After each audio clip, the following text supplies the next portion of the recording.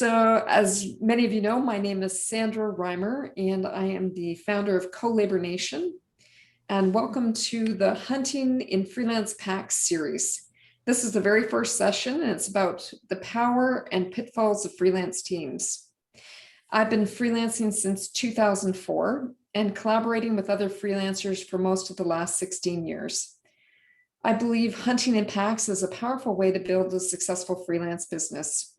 That's why I started Co-Labor Nation, an online community that helps Canadian freelance marketing and communication professionals to collaborate by trading referrals, sharing their expertise, and working on client projects together.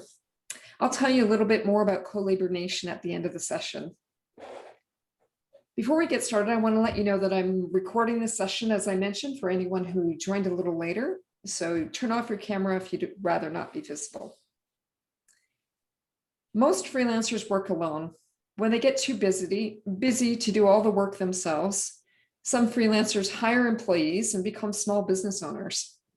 Other solo business owners like Nikki Tudico form virtual creative agencies and hire a team of freelancers, which is why I'm interviewing Nikki and her team member, Danielle Sefton, about the power and pitfalls of freelance teams. Before I begin the interview, let me introduce Nikki and Danielle.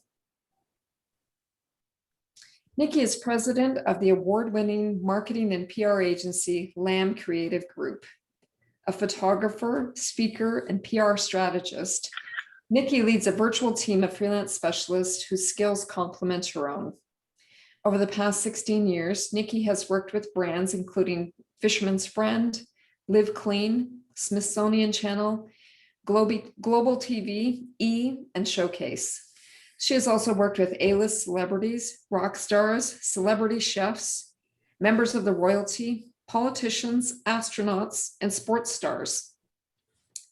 Nikki recently launched Black Sheep Academy, an online business and community that supports entrepreneurs and side hustlers in designing a business they love that thrives. Now I'll introduce Danielle. Danielle is a seasoned communications and public relations professional with more than 13 years experience. She has helped numerous high-profile brands connect with media, influencers, and their target audiences.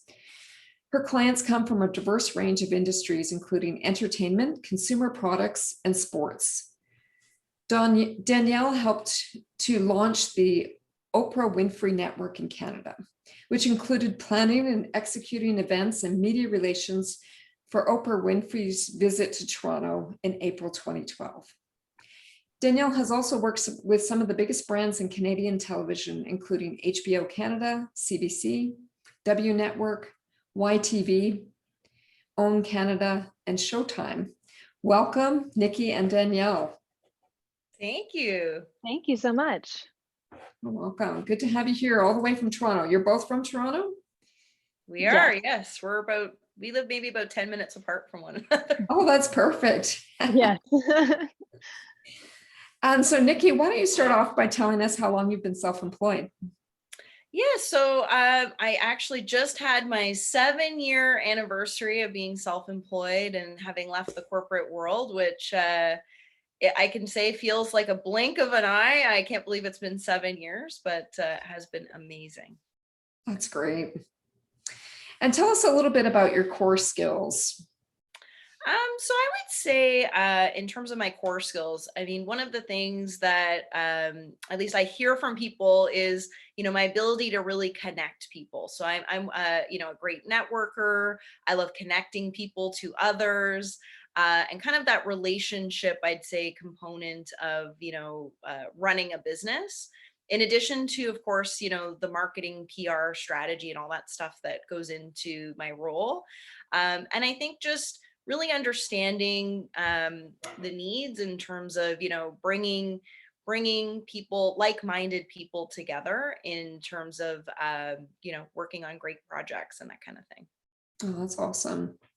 And when did you decide you wanted to not be a solo business owner anymore, but you wanted to add team members? Tell me what was going on, like how did it feel and what really brought you to that point? Yeah, well, I guess I should start by just quickly saying that, so my background was in marketing and PR and kind of the broadcast entertainment space. And when I left to run my own business, it was, looking back, I was obviously at a point of just overwhelm. I really needed a change of scenery, and I had always wanted to start and run my own business.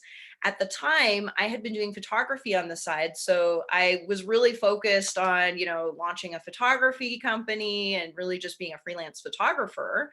And I realize now it's just because I was overwhelmed with all the other stuff. And then basically what happened is about 7, 8 months into my, photography business, which I still have and is, was going well at that point. A giant PR client kind of landed on my lap. And it was not in the entertainment space. It was in kind of food, packaged goods.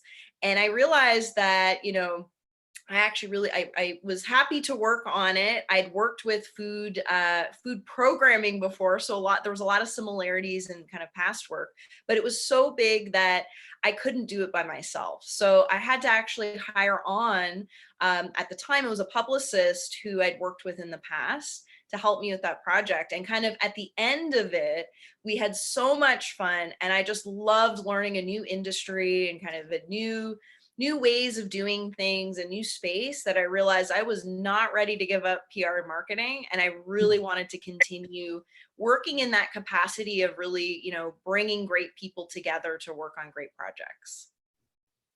That's great. So it was fairly early on in your business that you started working with team members. Yeah, and like I said, it was almost by accident because, it basically, I was originally supposed to get brought on as a freelancer working with someone else's agency. And then for whatever reason, they just kind of walked away and the client was left hanging. And so I had to kind of swoop in and save the project. And yeah, I realized how much I loved that. And I wasn't willing to, I just wanted to keep doing it and have the chance to work with more great people that way. Oh, that's great. Some of the best things happen by accident. And when you're willing to just jump in with both feet and say, okay, I'm going to figure this out. Yeah, and I think I've always worked from kind of a place of like say yes and then figure out how you'll get it done. Like I don't say no to opportunities. I say yes to, pretty much anything that kind of aligns with my values and kind of general goals and other things. But I don't say no to opportunities. And I think through that process, you do accidentally find, some things that work and things you like to do. And that's kind of been my vision, I think, from the start.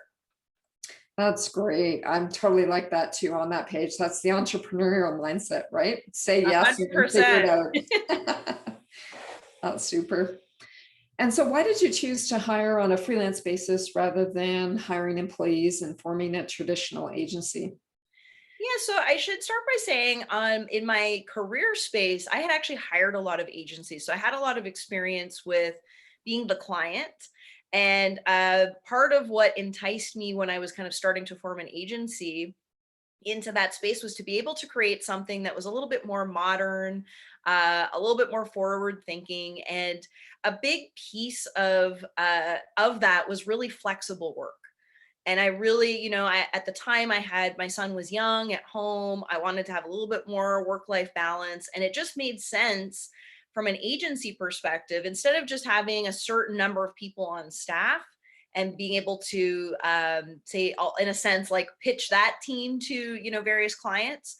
I had so much more flexibility in what we were capable of doing by being able to custom build teams around our clients' needs. And because of that, we were able to offer our clients a much higher experience level of many of our team members. So a traditional agency, a lot of times, especially if they're smaller clients, they would get put with maybe more junior members of a team and with maybe just some slight oversight from a senior member. And depending, of course, on how large it is, but you're kind of stuck with just whoever's employed there. Whereas we really have quite the Rolodex within so many different industries and specialties. And I think that's part of the magic of what makes us unique is that, we've never had an office, never planned to. That was the vision from the beginning. And it's actually very interesting to see that even before COVID, in the last, I'd say like year and a half before COVID kind of hit, there were a lot of agencies that were starting to move to that model. So a lot more contracts, a lot more freelancers. And I think from a flexibility perspective, it really allows agencies to kind of expand and retract as needed as business comes in and out, and be able to, keep the lights on, really, essentially, right?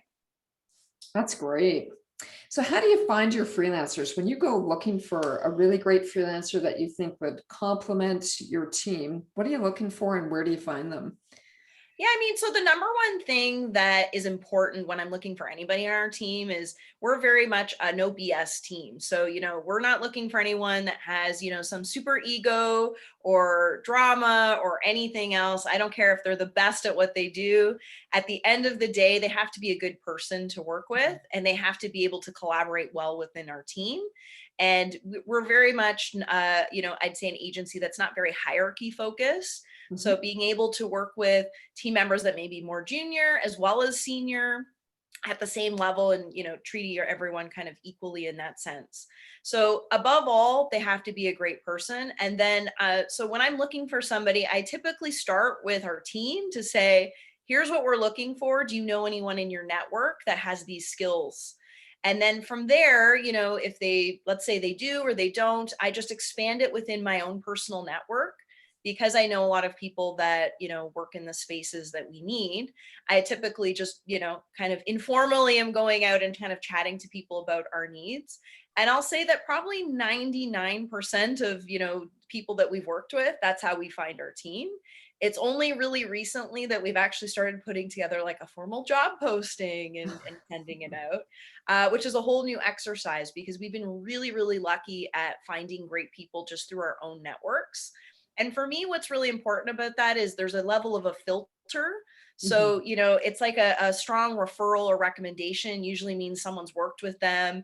I get a little bit of a, say testimonial built into, what their work ethic is like and all of that, as opposed to traditionally when you're just kind of putting out the net and, you may not know those people, right? So I prefer to have, kind of, I'll say a warm lead, but I'm definitely now having to be more open to expanding the network and bringing in great talent from other places.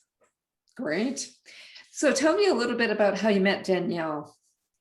So Danielle and I met on the red carpet at the Princess of Wales Theatre when we were both working at TIFF. So we had worked for a number of years on the same red carpet every year, kind of doing film galas from a managing media and photographers perspective. And I guess thankfully, because we would ride the subway in the same direction, we really got to know each other. We loved working with each other. And so, of course, when Danielle became a freelancer, it was like a no-brainer. I wanted to, just continue to work with Danielle more than once a year. That's great. And what is it about Danielle that you love working with? This is a little bit of a chance to make Danielle shine and tell her what you love about her. Well, first off, Danielle shines all on her own. She doesn't even need me to do that. But no, Danielle, honestly, I think what's been great is, again, we're very aligned when it comes to, the integrity of a project. Danielle is like, she is the person who keeps our projects running on time. She keeps all the trains in the station. But she is just, I say her superpower is really like a super attention to detail, and really just such a passion for what she does. Danielle is such a curious person who's always learning and looking at things in a new way. And I think Danielle is really one of our, I'll say, like, senior team members, in the sense of, she's helps make decisions with me, from a business level kind of perspective. And I really appreciate the vision and strategy, and again, like that attention to detail that she brings to all the projects. But yeah, she's a superstar. That's awesome. She sounds like a real gem. She is. I'm happy to have her part of our team. That's awesome. Danielle, your turn. What do you love about working with Lamb Creative Group? There's so many things. I would have to say, first of all, Nikki is such a thoughtful leader. She really, like she mentioned briefly, but she really cares about the clients we're working with and if they align with our values, and making sure that as, team members, that we're comfortable and we're aligning as well. We always have a say if we want to work on something or not, but typically we want to work on it because if Nikki's vetted them and she's taking them on, it's a good client, right? And she's also just very good at what she does. So I feel like I'm still learning from Nikki all the time. And that's one of the things I really appreciate, because you don't always get that opportunity, right? When you're freelancing, to continue learning from others. And I do love being part of a team. So it's kind of, I'm able to do that as well. That's great. And do you have other clients besides those that come to you through Nikki? I have a few select clients other than the ones through Lamb Creative Group, but yeah, the majority of my clients are through Lamb Creative Group. As Nikki said, she keeps me quite busy with, I kind of touch a lot of different aspects of the project, so which is great. Nice. Yeah. And I'll say, like, we have what's called kind of core team members. So they're freelancers that are working on say, like a majority of projects. Okay. So Danielle is, very firmly a core member of our team. And then how many core members do you have as opposed to others in your like satellite? Yeah, so we have about 8 that I would say are, kind of in the core, and those kind of cover off the main things we work on. I would say in a so that's your, project management, digital marketing, and then of course some junior members and design and all of those kind of things. That's great. And Danielle, what do you appreciate about Nikki's leadership?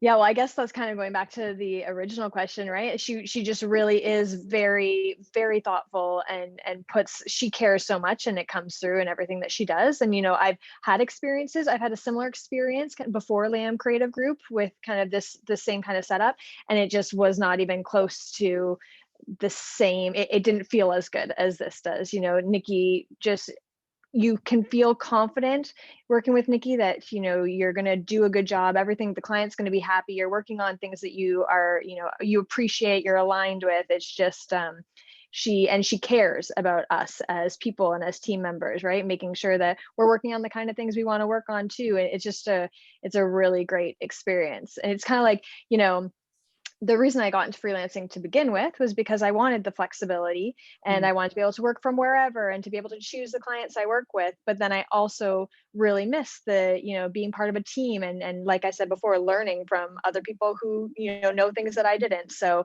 it's really the best of both worlds working with Nikki, because I have the flexibility. I can still choose what I want to work on, and still have the flexibility to work from wherever, but I get to work with and collaborate with a really great group of people who can teach me things all the time still, and I'm growing. That's awesome. And Nikki, what's your secret to leading an award-winning team? I think the first thing, kind of off of what Danielle was just saying, is, I really take care of the team. So, above anything else, my team comes first, in terms of their needs being met. If anyone was ever feeling, say, uncomfortable with something on a project, really making sure that, I'm in tune with their needs. But I would say, in terms of an award-winning team, it's that perfect balance of, bringing in great clients, great team members, and, other providers, let's say, into that space. Sometimes we're, if we have to hire vendors or different things for a project, and really bringing in that like-minded, aligned, capacity to be able to work well together. I think one of the things that helps us in working so well with our clients and doing such a great job is that we all genuinely care. We don't bring on projects that are that we're not excited about, that we're not passionate about working on. And I think the caliber of our talent and team mixed with that passion is what really creates that kind of award-winning magic. Is, we care about what we do. And, if there's ever challenges that come up in a project, we're there problem solving and, making sure that at the end of the day, clients walk away happy. So I think that's a key thing that I can say, having been a client is not always the case across the board for other agencies. Right. They don't go that extra mile to make sure clients are happy. And that's a difference for you. Yeah. Yeah. And I think, a lot of experiences and what we hear from clients, and often when we've taken over business from other agencies, is that, typically other relationships can feel really transactional. And so, we really work on, I'll say, like, building that relationship with the people behind a client, not just the brand, but also getting to know the brand. And I think also always maintaining, the vision of where they're going. So, but beyond the project that we're working on, what's this brand's goals beyond like year 1, year 2, like where are they headed, so that we can kind of keep that in focus as we plan the particular project we're working on. And we've heard a lot of feedback from clients just in terms of they appreciate the willingness to really learn about the brand, as opposed to just viewing it very transactionally in terms of, well, we can do this and here's the price tag and all of that. It's really more about a dedication to, how can we help meet those goals? It sounds like almost that you take on the client's goals as your own goals, and you're just really aimed at helping them do what they're trying to do in the world. 100%. And I think again, it just goes to the experience of our team, but and I'll say the talent and commitment is that often, even when a project's ended and, let's say that there hasn't been another project yet from the same client, something comes up in the media or a new opportunity, or it could just be a news story that's relevant to, a client we've worked with, but maybe aren't currently working with. Our team is really always thinking about those things. So we'll be, sending articles, or could be an event that we think a client would really love to attend, like those kinds of things. And I think that's really, again, a little bit a part of the magic of, really caring about your client and their needs beyond just your project. That's great. So you've got them always in mind. They feel like even if they're not currently paying you, you've got them in mind and you're working toward their best interest. Absolutely. 100%. Well, that's terrific. And what are some of the challenges of leading a virtual team? And maybe you can share a time when things went badly and how you handled it. Yeah, I would say, especially like we're lucky right now. We've built up this great core team where we all kind of know the expectations, we know the processes, we know everything kind of what to expect, right? But I think challenges arise when, we're working with someone, could be somebody new. And especially in the freelance space, when you have people that are managing a lot of other projects as well on the side, right? Because typical freelance life is that, you probably don't have just one client, and you're probably not just working with one agency. But I would say, we've had challenges around workload management. So, we've had a, particular experience where a freelancer just had too much on their plate. And, so we had to kind of, balls were getting dropped. And so we kind of had to circle back to say, okay, what can we do? Is there too much that we're giving you? What's going on? Kind of get to the root of what's happening. And then unfortunately, at the end of the day, we had to kind of part ways because, it worked. The way it kind of all panned out was that the workload on the other client side was just too much to be able to have the level of dedication and focus we require for our clients. Yeah. And I think that's part of the value of having our core team, is that we don't have a lot of people coming in and out of projects all the time. We kind of have a core group, and so it's easier to manage workload that way. And I think that's what's added to the consistency across our projects. Right. Which of course is very important to clients. They don't want to be working with somebody new every month. They want consistency. Yeah, and I think from a freelance perspective, it's really easy to say yes to a lot of projects. But then what happens is, everybody has a circumstance that comes up that maybe a ball gets dropped here or there, like, human error, whatever it may be. But if it's consistently that the experience that someone has when working with you, it really just adds to the reputation, even if you're the best at what you do, and no one may know that. And then by the time you are not as busy, you might not have as many people coming and wanting to ask for more work. Right, because you failed to deliver on your promises. So it's, yeah, Yeah, I think reputation is really important. absolutely.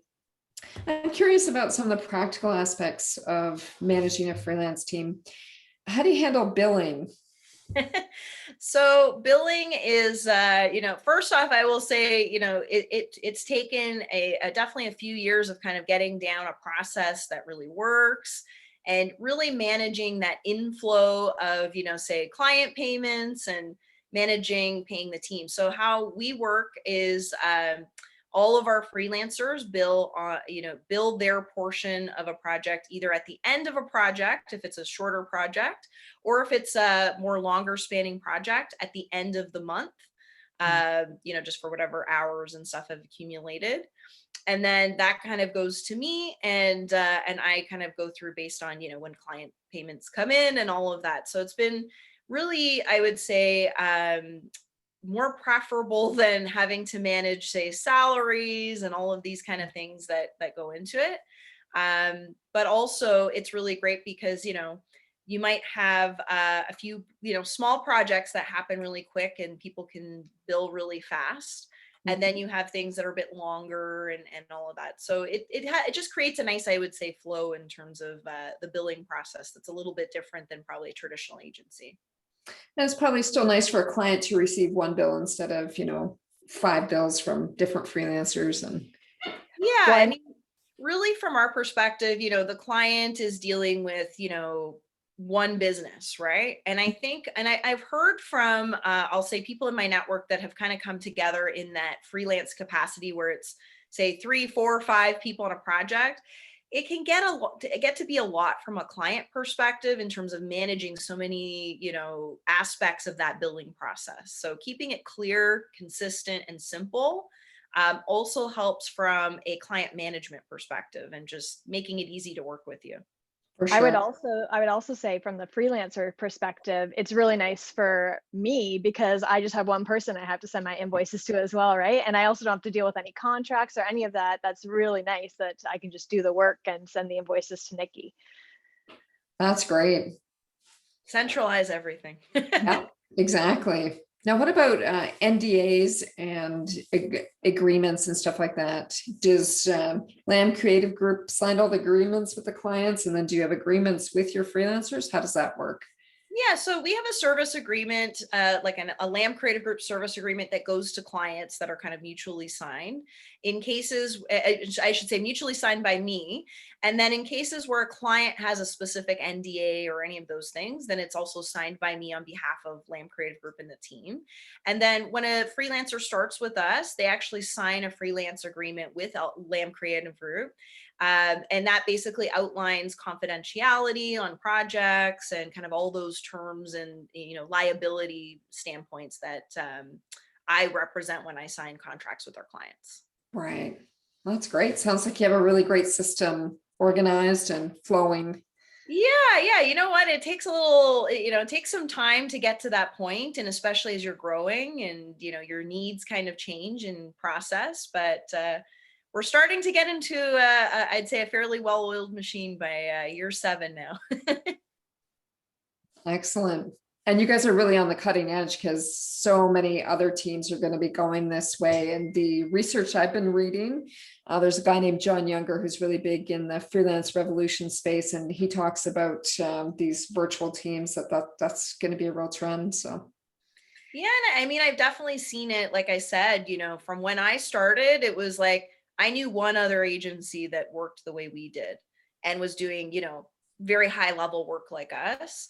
But now, and I'll say, like, before COVID, before kind of was a necessity, there was a lot of work around, contracting and freelancers and all that stuff. So it's definitely been a very gradual change that I feel like the last year has sped up quite a bit. Mm-hmm. Yeah, some of the stats I've seen are that already 25% of Canadians were subcontracting freelancing, and that it's the fastest growing labor category in Canada.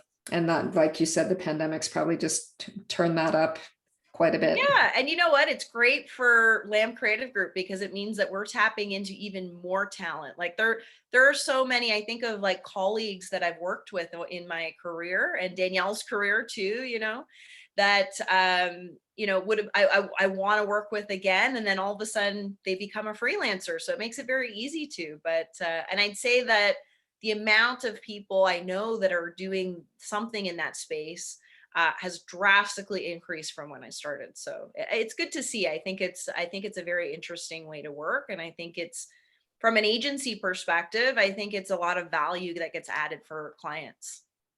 For sure, because it means a lower price tag, still at the high level of contribution when you don't have to pay somebody's big fancy office and lots of overhead.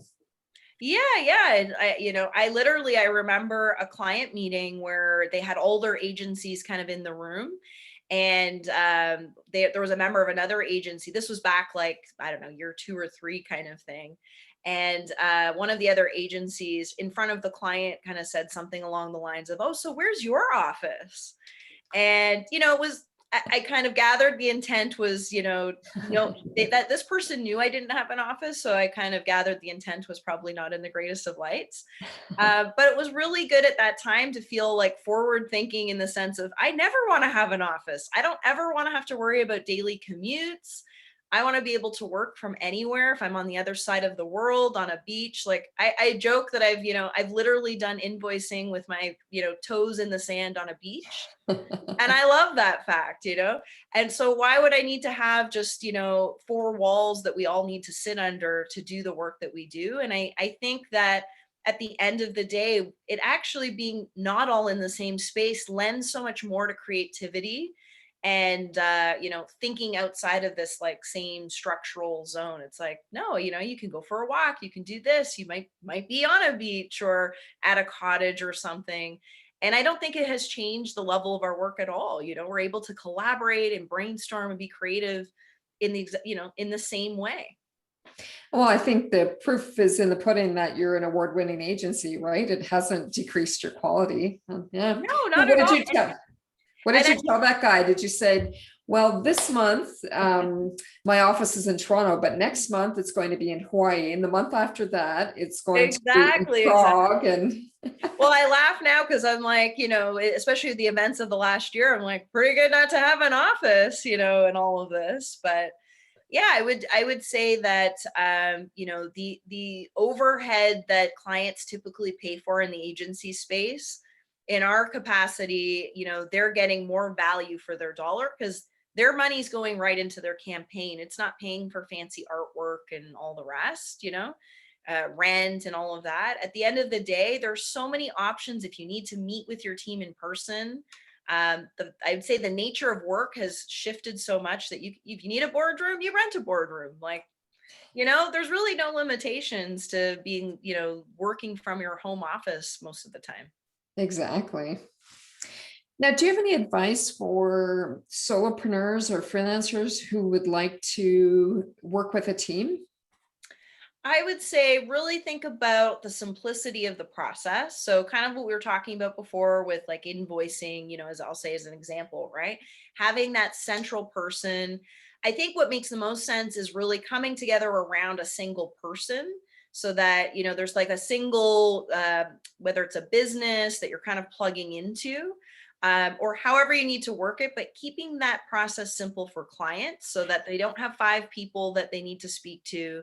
They have one. It's very clear who the point person is, and really understanding the roles that everybody plays and how, if a new client comes in and there's a group of, say, the same 5 of you, how does work get disseminated if a few of you have similar skills? Setting kind of the expectations so that it's really clear. On our team, I before I say yes to any clients, I'm talking to my team. It's really I'll say collaborative process in doing business in terms of who we take on and how we do it. So I think the best advice, keep it clear, set very clear expectations. And I think the biggest piece that people overlook is your liability. right? Mm. Talk to a lawyer. You know, you can get business insurance. So each individual person can have their own insurance, which also adds a layer of protection. Or you can get, you know, if you're kind of filtering it through, say, one central business like a Lamb Creative Group, you can have business insurance or incorporate or do other things. But don't forget the liability piece, because that's the part that I see people leaving themselves very open, especially in a freelance capacity.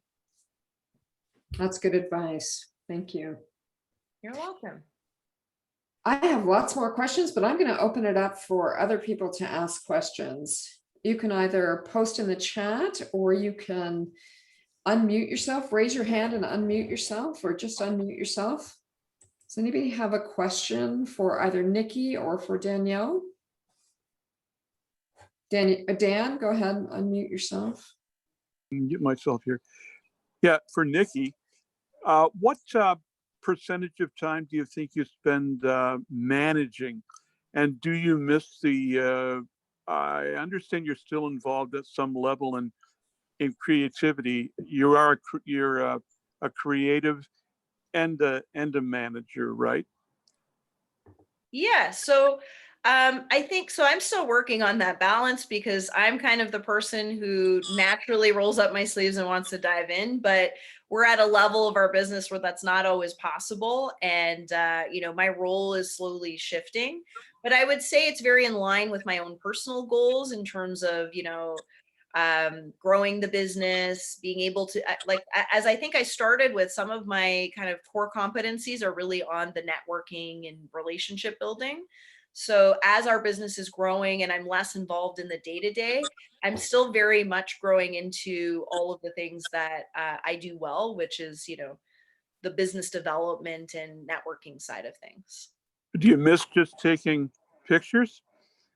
Well, I'll say that normally I don't miss it, because I still do it. So it's kind of like, you know, I'll say like a side business in a sense of just my time. I'm not able to do it like full time, but I love photography so much. And to be honest, there hasn't been a lot in the last year, just with everything that's been going on. But thankfully I've had, you know, a few clients kind of come in, and it's something I'm very passionate about. So I will never let it go. And I'll say it comes in really handy having that kind of photographic eye when we're dealing with clients that have a photo shoot or a video shoot, or we have to sort through photography they've provided and all of that. So I still get to flex that muscle a little bit. Yeah, so you intuitively know what looks right. Yeah. Yeah, I would say right. I have a pretty good sense of, you know, what the focal point needs to be, or how something should be cropped, and all of, you know, the filters that maybe should or shouldn't be on it. But yeah, it definitely comes into, in fact, we've had clients where, you know, they needed headshots for something we're doing, and then I go and I shoot their headshots. So, you know, I think my skills have always lended well into that marketing and PR space. Sounds like you're a bit of a producer and director as well. Yeah, I guess a little bit. You mean my background? I went to school for radio and television, so I definitely have had experience in that space. And then I think Danielle and I both, through the PR space, you know, you get really used to overseeing a gallery photo shoots and promo shoots and all these things from a PR standpoint. So it's something I think we've always just been pretty entrenched in. That's great. Does anybody else have any questions? Anything else you want to ask about either leading a team, or maybe you have a question for Danielle about how to be a great team member? I will say Danielle is, you know, if you're looking to be a star freelancer, Danielle is the person to model yourself after, in the sense, because she is fantastic. And I think going back to just workload and having other clients, Danielle's fantastic in terms of, you know, checking in before saying yes to other clients, in terms of, hey, I have this project coming up. Here's how it's going to affect my availability and my workload. You know, does that work, do you think, within the team? And, you know, I think that really is part of what makes the magic when you're plugging into different teams, is just being very upfront about, you know, what's going on, other clients you have, so that people can make the right decisions on, what more you can do without, compromising a project. Yeah, I would say my number one thing is being upfront and honest, always transparent, upfront and honest, because it doesn't help anyone to try and, sugarcoat or not. You just have to be upfront and honest with everyone. Yeah, and I think, if I think of, from a freelancer perspective, the hard part sometimes is kind of getting in and finding those clients, right? Like it's kind of, you have to hunt while you're also working on a project, and it's like a continual process. So if you can find, whether it's an agency or people that already have a bit of a setup and be able to plug into something like that, that's a great way as a freelancer to be able to focus on the creative without having to work on so much of the business development. Because I think one of the biggest things I hear from freelancers in terms of challenges is they get to the end of a project and that they now have time to look for a new client, but that could be a month or two. And then there's these gaps in between projects, right? So how do you kind of continue to, as I like to say, like plant seeds and know that, something may sprout, there's a good chance as a project comes to an end, or, when you're maybe, you can take on a few projects at a time, right? So whether that's something you work on yourself, but I know there's a lot of, sometimes, especially I'll say in the creative space, that's a space that a lot of creative freelancers don't want to be in, is the sales, marketing, business development of themselves. So if the more you can plug into a network, the better. So it might be like one client that's always got kind of projects on the go, so if it is like, say, a broadcaster, I'm thinking, Dan, of you there, if it's a broadcaster that constantly is hiring freelancers and you're part of the pool that they're going to pull from, right? Those are great clients to have, because that when something aligns with what they need, you're on the Rolodex. That is such a good point, Nikki. I know during my 16 years of freelancing, it has been so important to always be looking for the next job. You can be up to your eyeballs in work, but if you're not thinking 3 months, 6 months in advance, you're going to run out of work. Yeah, and I'd say it's a challenge, because often you're really busy with the work that's on your plate, right? So it's a whole nother thing to have to go and find work. So the more you can plug in. I would also say one of the big things I see people not doing enough is sharing with their networks, what they do. So especially seeing a lot of colleagues who've transitioned from, say, the career corporate space into freelance and consulting, is often that, they just don't put it out there in a big way. So people who might be looking for your skill set and know you don't even realize that, oh, you're a freelance. Oh, I like, remind people what you do. Showcase your work on, your personal, say, Facebook or a LinkedIn and all of that, so that people see what you get to work on and the kinds of things that you do. Social media, I will say, has been a huge driver of business for us. And I'll say from like my personal channels, not even our like corporate LCG channels. That's fabulous. That's good Don't advice. neglect your Facebook. Don't neglect your Facebook. I think one of the reasons we're building Co-Labor Nation is that very reason, that not everybody likes to do sales. And so that if we can take the ick factor out of sales by promoting each other and really getting to know our skills, each other's skills, and working together on selling projects, it gets a lot easier, takes the stress down. And yeah. 100%. And honestly, like, I will say that often in the, again, I'll say creative space, oftentimes sales is not something high on someone's priority list of skills they want to grow. They know they need to. It's like a necessary evil, but it's just not.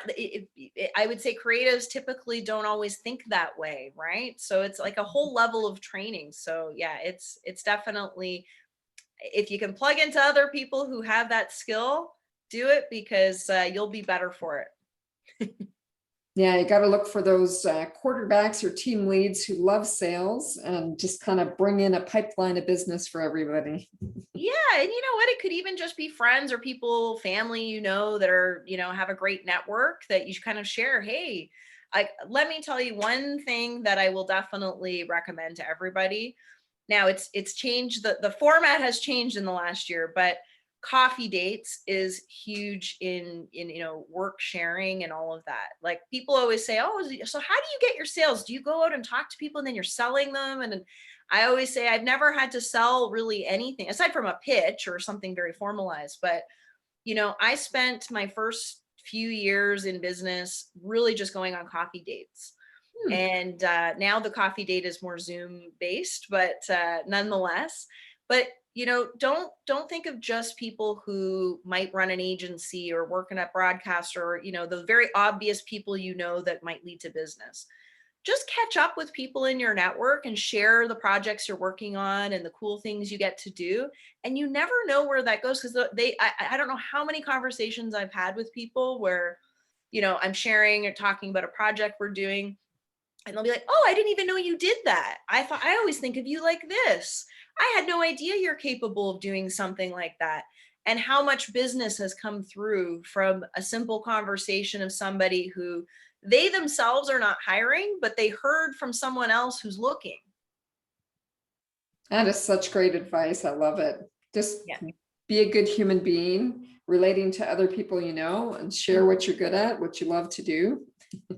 Yeah, and I'll say, because sales always sounds very overwhelming, right? So don't think of it as that. Just think of it as like having a cup of coffee or a tea or a glass of wine with somebody and kind of take it from there. And if I mean, especially if you're at the starting point of freelancing where you're really trying to build that Rolodex, I always say a minimum of 2 to 3 a week of networking. Now, more if you have the time and you're available, more is better, but a minimum of 2 to 3 is key. And that kind of continues to add those little seeds that you're planting for sales without having to be a salesperson.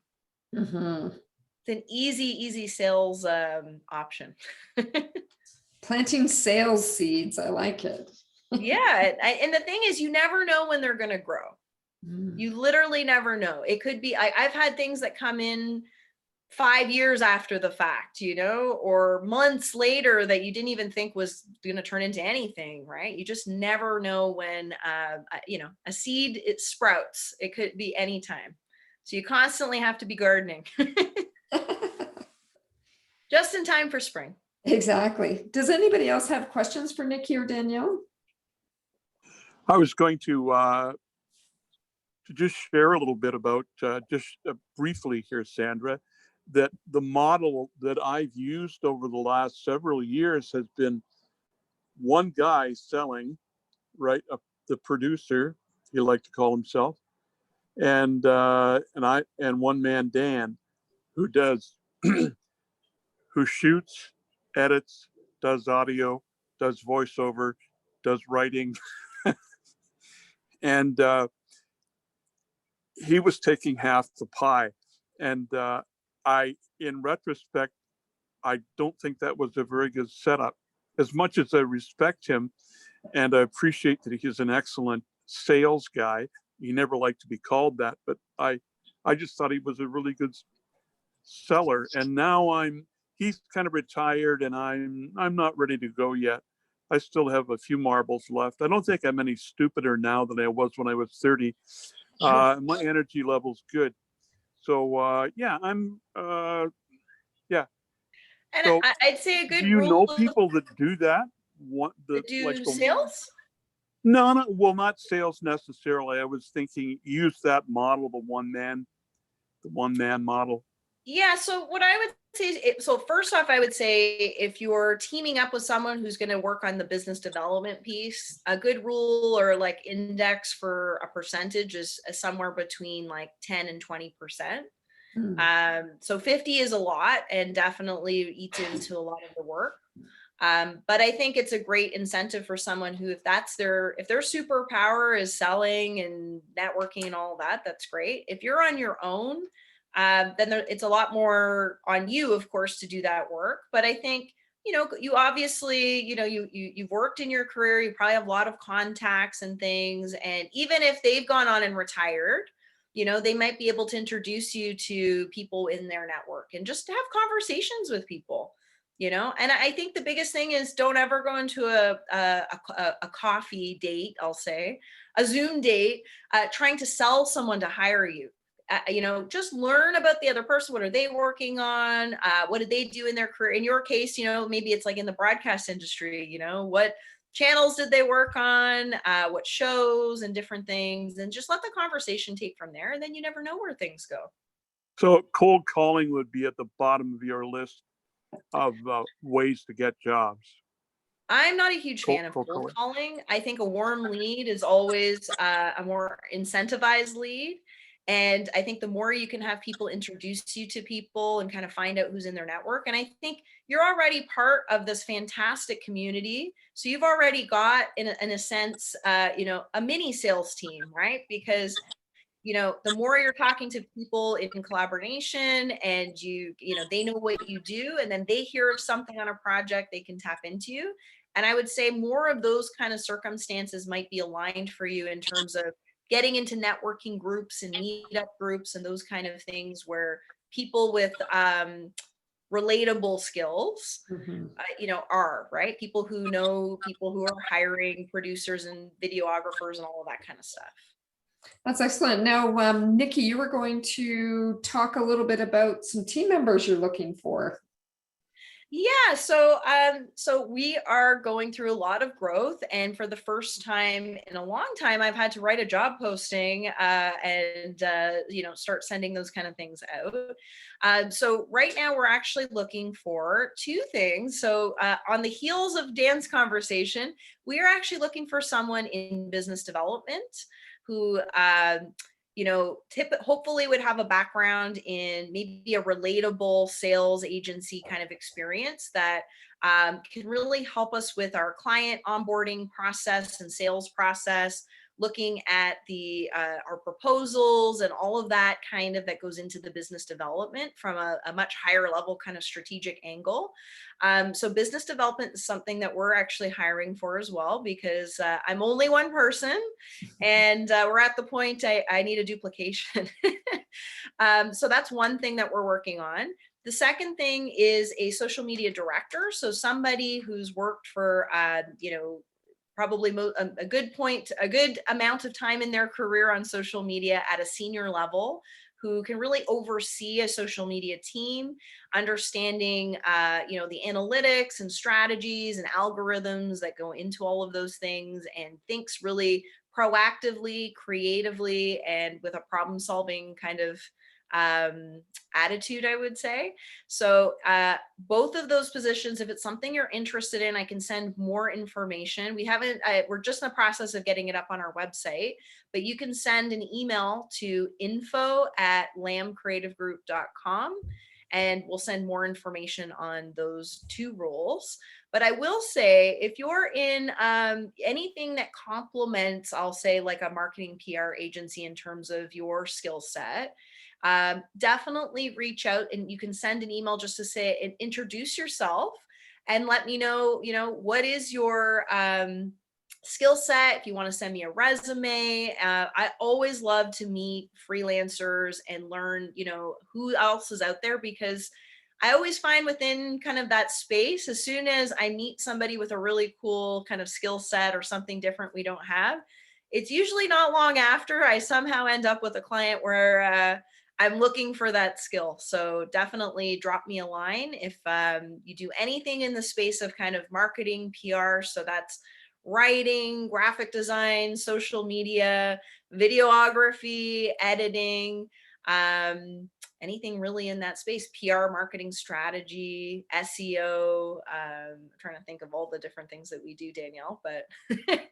yeah, branding, logo design, I guess that's part of graphic. Yeah, website development. We do so much. It's really hard. Events. Pitching, media pitching, all that. Oh, yes. And actually, that's a good point. The other thing that we're looking for is we're looking to increase our roster of publicists as well. So if you or anyone is in media relations and has great relationships with press, we would love to chat. That's great, Nikki. I'll get some of that information from you and post it in the Co-Labor Nation community as well. Oh, absolutely. Yeah, I'll pass that along for you for sure. That'd be terrific. Excellent. Good. Well, I also wanted to end off our call today telling you a little bit more about Co-Labor Nation. Some of you are already members, which is fabulous. but for those who aren't and are just joining us, maybe a little bit curious. So Colabor Nation is an online community of Canadian freelance creators and communicators who trade services, learn together, refer business, and collaborate on projects. Colabor Nation also connects Canadian freelancers with potential clients.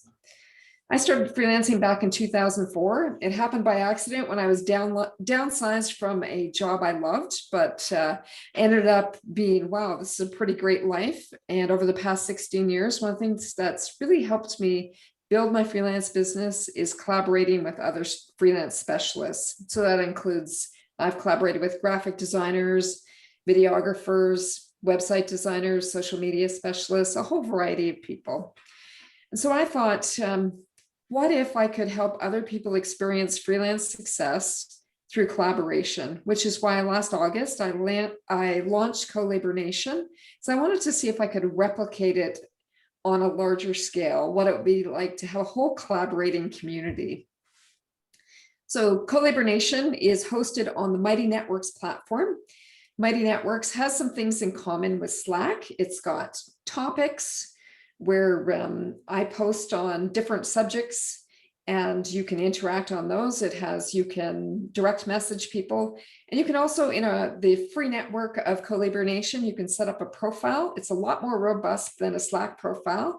You can include a photo, information about your business and yourself, and links to maybe your portfolio or your social media.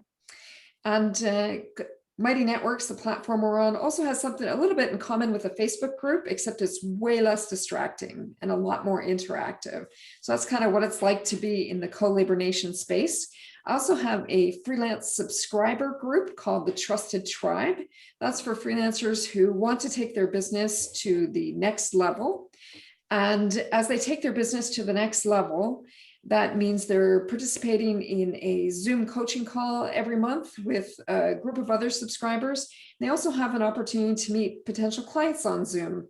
They, during a monthly session called, I'm calling a gig exchange, the clients present their needs, kind of like what Nikki did today. And then in a group, the freelancers can ask questions, and then each freelancer gets 10 minutes to go in a breakout room and pitch their services, or just have a great coffee conversation like Nikki was talking about, if they feel like their skills might be a good fit for what the client needs. And paid subscribers are also part of the free community, so they get a chance to interact with everybody in the network. If this Colabor Nation sounds like your kind of freelance community, I really encourage you to check us out at colabornation.ca. I'll throw that in the chat. You can start off by joining the free network, see what we're all about, interact with people, answer some questions, ask some questions about freelance life, demonstrate your expertise by contributing maybe an article, maybe a video. It's all about getting to know each other, getting to trust each other, because once we trust each other, it's much easier to refer each other, to suggest working on a project, or in just really raising, mutually collaborating so we can all increase our impact and our incomes. That's what Colabor Nation is all about. Collaborating so that we can have more impact and also have a sustainable income as freelancers. I want to thank you all for joining us today. This has been absolutely fantastic. Nikki, thank you so much for your generosity and all the tips you've given us. And Danielle, you as well, for sharing your experience of what it's like to be a team member and to be a superstar freelancer. There will be, for